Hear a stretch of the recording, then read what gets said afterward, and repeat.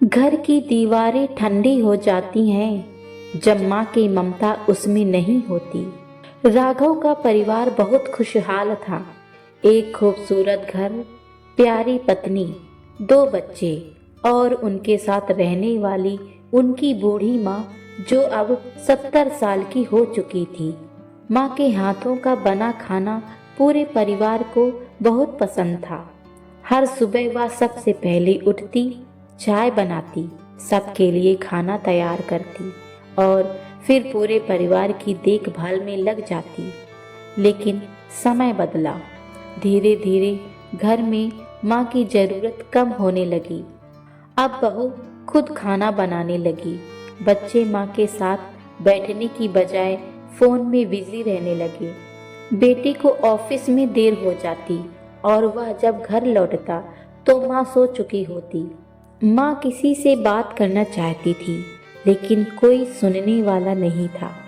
अब माँ बस एक कोने में बैठकर सबको मुस्कुराते हुए देखती और अंदर ही अंदर अकेलापन महसूस करती। जिस घर को उन्होंने अपने हाथों से संवारा, वही घर अब उन्हें बेगाना सा लगने लगा। एक दिन माँ ने एक चिट्ठी लिखी और उसे बेटे की टेबल पर रख दिया। बेटा, जब तू छोटा था तो तू अगर एक बार भी रो देता था तो मैं सब कुछ छोड़कर तुझे गले लगा लेती थी। आज मैं हर रोज रोती हूँ पर कोई नहीं आता। क्या माँ इतनी पराई हो जाती है? राघव ऑफिस से लौटा तो चिट्ठी पढ़ते ही उसकी आंखों में आंसू गिर पड़े। वह भागकर माँ के कमरे में गया, लेकिन वह कमरा खाली था। माँ जा चुकी थी। माँ की ममता को हमने समझने में देर कर दी और जब समझा तब माँ ही चली गई। राघव ने माँ को ढूंढा तो पता चला कि वह मंदिर में बैठी थी, अकेली, शांत, लेकिन उनकी आंखों में एक इंतजार था, कोई उन्हें वापस ले जाए।